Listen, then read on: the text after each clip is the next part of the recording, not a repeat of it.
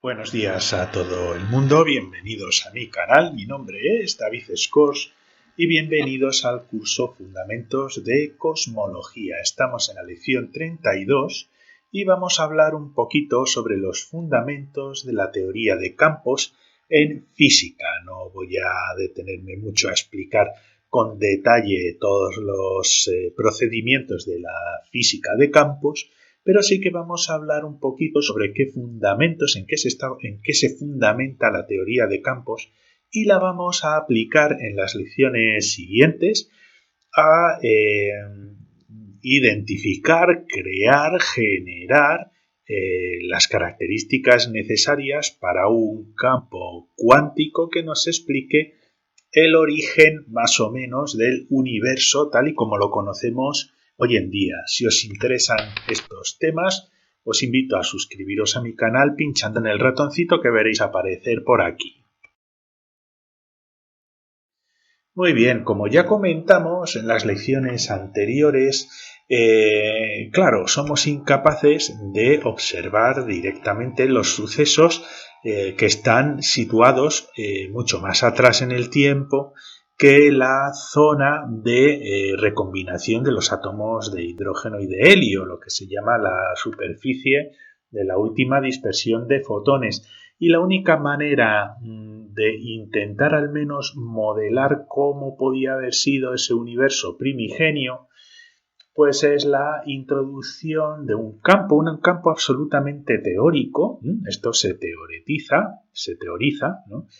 Donde pues Alan Guth introdujo ese concepto, el concepto del campo de inflación, inflaton field, que nos describe la estructura actual del universo, introduciendo un campo de una densidad de energía, como ya vimos en las lecciones anteriores, un campo cuántico con unas ciertas características que vamos a ir descubriendo en las lecciones siguientes.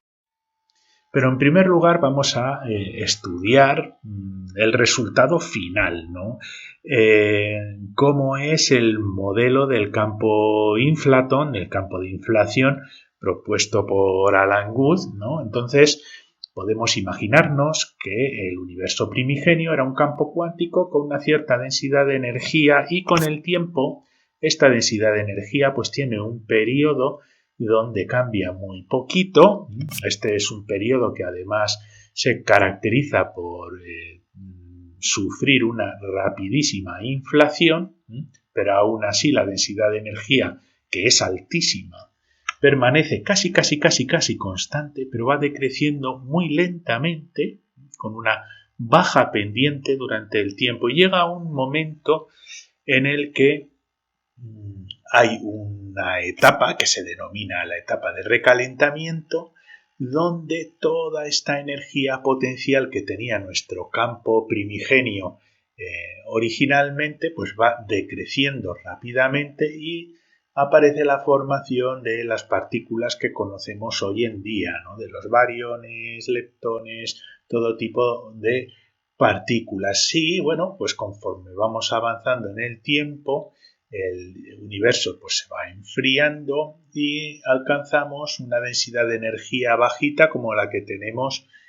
hoy en día. Entonces nuestro campo cuántico de inflación necesita explicar estos pasos, aunque más que explicar estos pasos, la introducción de ese campo cuántico generó el modelo que os estoy presentando ahora. Un modelo de alta energía durante un tiempo indeterminado, de repente comienza a haber una alta expansión del universo en una etapa inflacionaria, una pérdida de esa energía, esa densidad de energía que tenemos en el campo y formación de las partículas.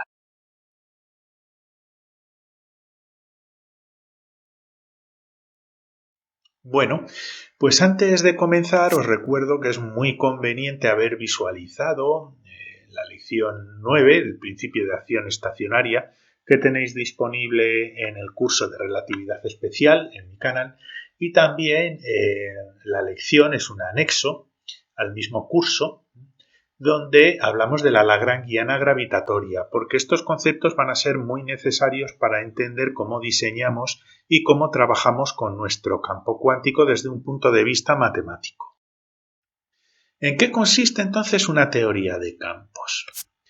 Pues bueno, un campo es una función física, le atribuimos ciertas características físicas que introducimos en el espacio. Es decir, es una función, va a ser una función matemática que va a ser dependiente de las coordenadas del espacio.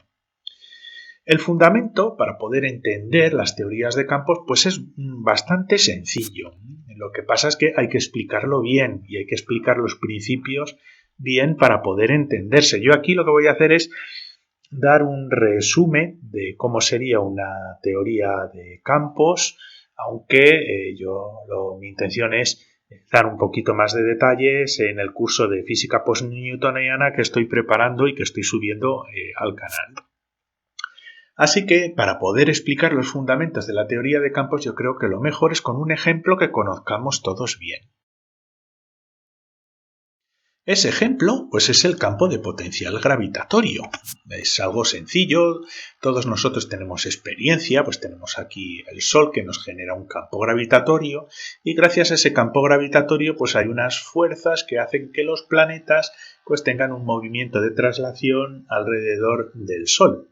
Y sabemos que la energía potencial gravitatoria, que sería nuestro potencial gravitatorio, es menos G, m siendo la masa del objeto que nos genera el campo gravitatorio y dividido R, que es la distancia que separa la masa que nos genera el campo gravitatorio respecto a cada uno de los planetas. Evidentemente, esto de aquí lo podemos considerar pues un campo, una función matemática, un campo que lo vamos a llamar de manera general phi, que va a ser dependiente, va a tener un valor que depende de la posición en la que nos encontremos en el campo. En este caso estamos utilizando una coordenada radial R y este sería nuestro campo gravitatorio y queremos construir una teoría basada exclusivamente en considerar este campo gravitatorio como una entidad física que está presente en el espacio. Pues bueno, vamos a ver un poquito cuáles son las diferencias entre una teoría normal, ¿no?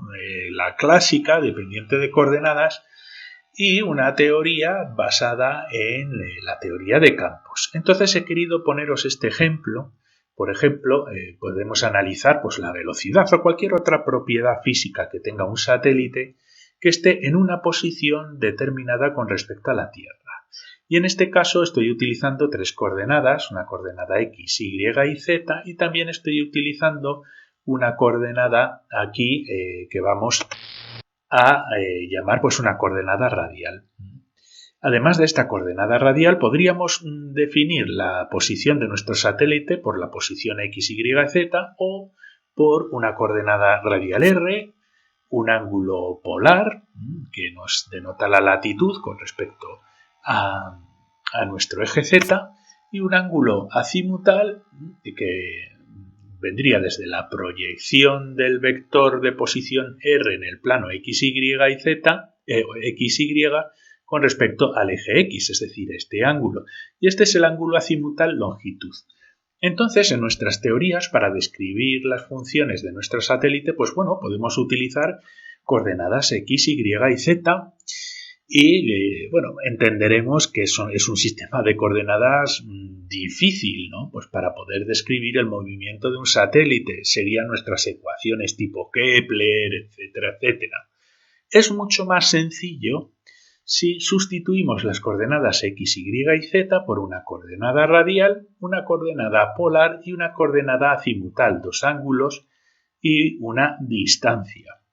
Y podríamos decir, pues este es un sistema de coordenadas mucho más sencillo que nos puede resolver pues grandes problemas a la hora de los cálculos, ¿no? Pues, por ejemplo, las trayectorias de rotación, las velocidades lineales, las velocidades angulares, un montón de cosas.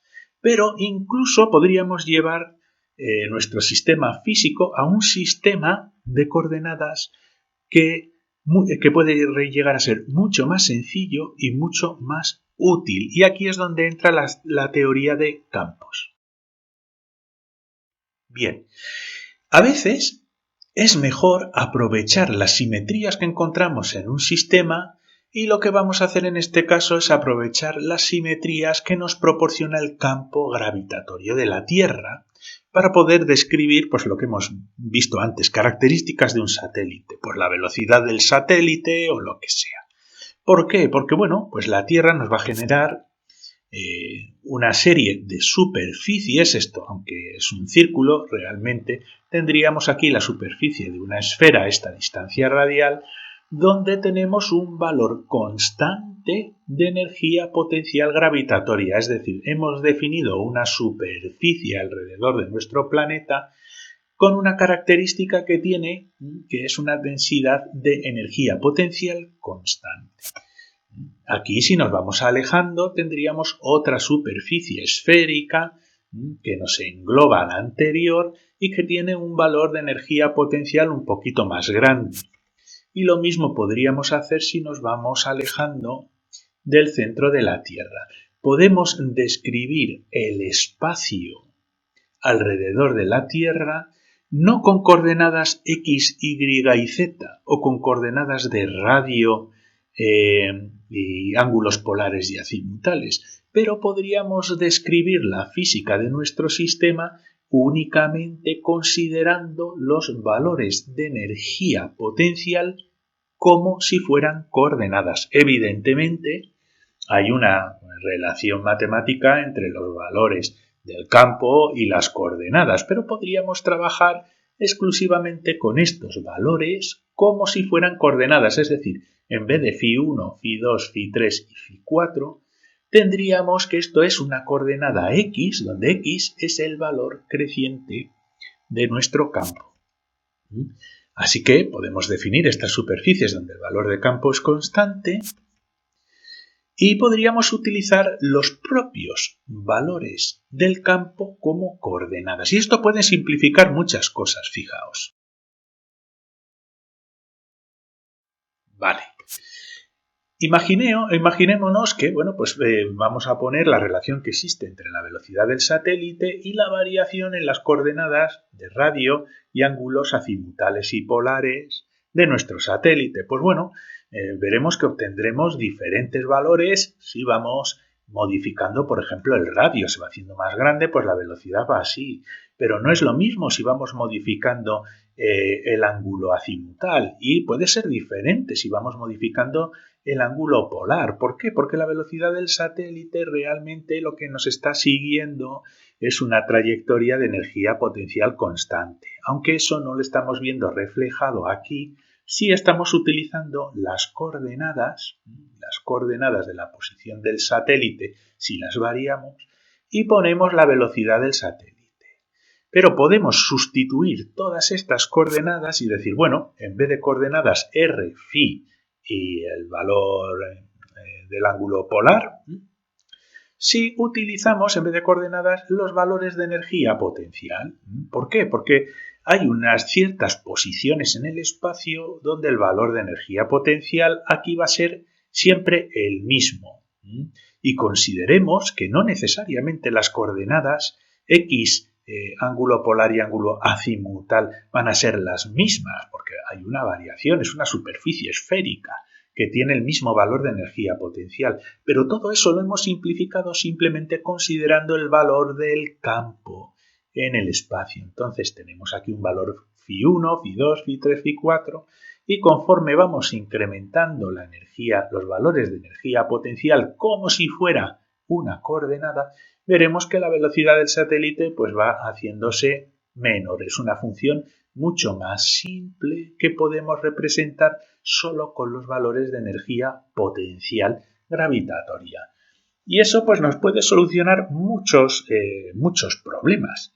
Así que ya veis, la teoría de campos se basa en sustituir las coordenadas de nuestras ecuaciones por los valores de ese campo, por valores de ese campo como si fueran coordenadas. Es eso, la teoría de campos. Los valores del campo son coordenadas. Los vamos a tratar como coordenadas, como X, Y, Z, como cualquier otra coordenada. ¿Y cómo estudiamos la dinámica de un campo? Pues vamos a resucitar la formulación lagrangiana, porque es básicamente la que se utiliza prácticamente para todo en física moderna. Y recordad que esto ya lo hemos visto en las lecciones que os he enseñado anteriormente. Os dejaré algún enlace para ello. Y básicamente, para poder estudiar un sistema físico y obtener las ecuaciones que nos describen la dinámica y la cinemática, podemos utilizar una formulación lagrangiana que es aplicable a la energía de un sistema. Básicamente, si queremos pasar de un estado de energía a otro estado de energía B, vamos a elegir el camino más corto, ¿de acuerdo? Ese es el principio de acción estacionaria y construiremos una función que va a ser equivalente a la energía que tiene nuestro sistema. Y vamos a construir un principio de acción estacionaria en base a esta fórmula de energía. Y va a ser así. Vamos a reconstruir los posibles caminos desde un estado A a un estado B, sumando los pequeños incrementos de energía que nos llevan desde A hasta B en forma de integral a lo largo del tiempo. Y después lo que tenemos que hacer es minimizar esta función para encontrar el camino más corto o el camino más estacionario. Si trabajamos con densidades y en vez de energía trabajamos con densidades de energía, que es con lo que vamos a trabajar en nuestro campo cuántico, con la energía por metro cúbico, si queréis pensarlo así, lo que tenemos que hacer es integrar nuestra función lagrangiana, que es la que codifica la energía del sistema no solo a lo largo del tiempo, sino también a lo largo del espacio, de un volumen diferencial de espacio. ¿Por qué? Porque es una densidad de energía. Como es una densidad de energía, para poder operar con energía tenemos que multiplicarla por el volumen y así tendremos energía que podremos integrar a lo largo del tiempo. Por lo tanto, si trabajamos con una lagrangiana que nos codifica la energía de un sistema físico, vamos a tener que integrarla a lo largo del tiempo y también de las coordenadas espaciales con las que estemos trabajando. Y así construimos nuestro principio de acción estacionaria.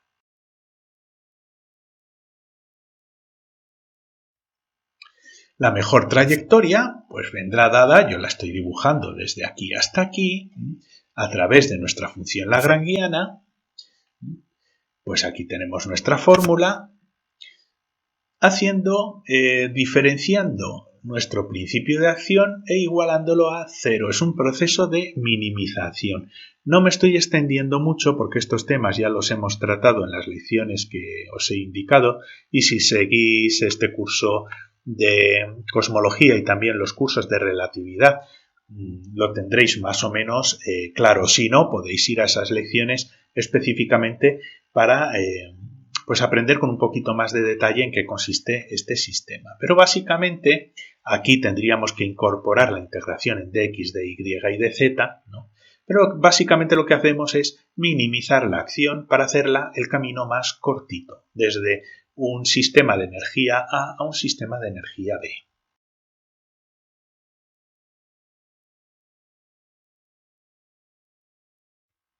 El cálculo de las ecuaciones estacionarias, es decir, para calcular cuál es la ruta más corta, más estacionaria, y es la que nos va a proporcionar las ecuaciones de dinámica y cinemática que gobiernan nuestro sistema físico, pues simplemente tenemos que resolver la ecuación de Euler-Lagrange. Uno de vosotros me apuntó que no se pronuncia Euler, que se pronuncia Euler.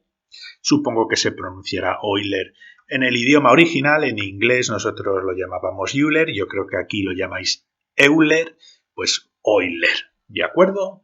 Tenemos que resolver esta ecuación que básicamente es la diferencial de nuestra función que codifica esa energía, esas capacidades, esas características conservadas de nuestro sistema con respecto a cada una de las coordenadas e igualarlo a la diferencial, a lo que cambia nuestra función con respecto del cambio de la velocidad y después hacer una diferenciación en el tiempo. Esto ya lo hemos visto en lecciones anteriores. Entonces, si diseñamos una función de Lagrange para nuestro campo cuántico y aplicamos esta fórmula, obtendremos las ecuaciones que nos van a describir cómo evoluciona ese campo cuántico en el tiempo y en el espacio. En estas lecciones estoy simplificando un poco las cosas, os estoy comentando que las funciones lagrangianas están hechas con funciones de energía que describen a un sistema físico. Es cierto, no os estoy mintiendo, pero sí que es cierto que también las funciones lagrangianas pueden incluir otro tipo de funciones siempre y cuando sean funciones o constantes o características que se conservan en nuestro sistema físico. Es decir, podemos introducir una constante porque una constante no va a cambiar con los cambios de coordenadas en nuestro sistema físico y se va a conservar en el tiempo. Podemos incluir un gradiente en determinadas maneras de siempre y cuando el resultado sea un escalar, algo que no va a cambiar, que se va a conservar en nuestro sistema físico. Pero por el momento podéis pensar que una lagrangiana se construye introduciendo, pues, por ejemplo, la energía cinética de un sistema más la energía potencial del sistema. Y construyendo una función de este estilo y resolviendo esta fórmula, pues podremos identificar cómo funciona. La primera diferenciación de la lagrangiana es con respecto a la velocidad, por lo tanto, como veis, tenemos también que estudiar el comportamiento de nuestro campo con algún tipo de velocidad especial y después diferenciarlo con el tiempo e igualarlo a esta otra diferencial parcial. Para un sistema físico de una partícula, eso ya lo hemos visto en las lecciones que os he apuntado, pues básicamente construiríamos nuestra función de Lagrange introduciendo la energía cinética del sistema e introduciendo la energía potencial, que es, como sabéis, un campo dependiente de las coordenadas, y podemos introducir pues otro tipo de funciones, como ya os he dicho antes, siempre y cuando estas funciones se conserven en nuestro sistema físico, que haya una ley de conservación. La energía cinética se conserva, la potencial se conserva. Si ponemos aquí un escalar, pues también debería conservarse. Es así como construimos esta función lagrangiana para una partícula en un espacio, por ejemplo, de Newton. Entonces, básicamente, tendríamos que colocar aquí en la energía cinética, pues una expresión tipo masa por la velocidad al cuadrado dividido entre 2. Aquí no estoy indicando la masa, dado que al final vamos a introducir un campo que no tiene una masa realmente, pero podríamos considerar la energía cinética como velocidad al cuadrado dividido entre 2. Y la velocidad, básicamente, lo que hacemos es, como veis aquí la estoy representando con la notación tensorial de Einstein, con un índice contravariante y latina. Si i es igual a 1 estaríamos hablando de la velocidad en la coordenada x, si i es igual a 2 a la velocidad en la coordenada y, y si i es igual a 3 a la velocidad en la coordenada z, pues es básicamente lo que cambia la posición de la partícula x con el superíndice y, que volvemos a lo mismo, i igual a 1 es x, i igual a 2 es y, x y igual a 3 es z, como cambia la posición con respecto al tiempo. Y aquí voy a utilizar una notación simplificada que se utiliza mucho en mecánica, en física postnewtoniana, y es que las derivadas de unas coordenadas con respecto al tiempo las vamos a indicar simplemente colocando un punto. Esto es lo que hacía Newton, ¿vale? Esto de aquí es igual a esto de aquí y esto de aquí es igual a esto de aquí. Son tres maneras diferentes de representar la velocidad. Esto para tenerlo en cuenta. ¿Y qué hacemos si queremos trasladar este tipo de estrategia, pero en vez de a una partícula, a un campo? Es decir, estamos tratando el campo como si fuera una partícula que va a tener una energía cinética, una energía potencial y otras funciones. Pues básicamente lo que hacemos es, en vez de utilizar coordenadas x, y y z, sustituimos las coordenadas por los valores del campo. Y tendríamos una especie de energía cinética asociada al campo, que es básicamente que, fijaos en el puntito que hay aquí arriba, lo que cambia el valor de la densidad de energía del campo con respecto al tiempo es una especie de velocidad. ¿Veis aquí que tenemos una X con un puntito y una Y? Pues es básicamente lo mismo. Sustituimos la coordenada por el valor del campo. Entonces es una velocidad de cambio de campo con respecto al tiempo al cuadrado. Sería nuestro tipo de energía cinética. Después podríamos introducir un tipo de energía potencial, pero que va a estar asociado no a las coordenadas del espacio, sino a los valores del campo, y después otra función que se conserve dentro de nuestro campo. Así que en las teorías de campo son prácticamente muy parecidas a las teorías normales y corrientes, pero en vez de trabajar con partículas, trabajamos con el campo. Y en vez de trabajar con las coordenadas, sustituimos las coordenadas por los valores del propio campo. Y tendremos algo parecido a una energía cinética, algo parecido a una energía potencial, con la cual construimos una función de Lagrange. Y si tenemos esta estructura para un campo cuántico como el de inflación, y aplicamos la ecuación de Euler-Lagrange, obtendremos las ecuaciones que gobiernan la dinámica y la cinemática de nuestro campo.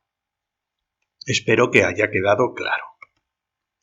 De acuerdo, yo creo que la explicación es más o menos intuitiva y sencilla.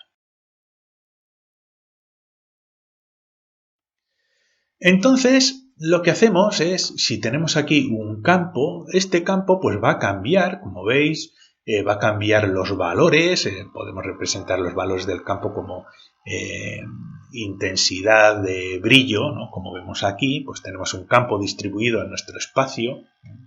Y dentro de este campo pues podemos asociar unas variaciones, unas fluctuaciones del campo con respecto al tiempo, que son esto, es una derivada de los valores del campo con respecto al tiempo, que como veis pues va a ser diferente en cada punto. Estas son las fluctuaciones de campo, fluctuaciones temporales. Y lo podemos más o menos asignar a una energía cinética, si lo elevamos al cuadrado. También tenemos un tipo de energía, podemos asociar un tipo de energía potencial al campo, pero que en vez de depender de los valores x, y o z, o r y los ángulos polares y azimutales, pues dependen solo de los valores del campo, con lo cual es bastante más sencillo. Y luego podemos introducir otro tipo de funciones dependiendo de las características que queramos introducir en nuestro campo. Si hay acoplamiento o no, con partículas, y en fin, una serie de historias.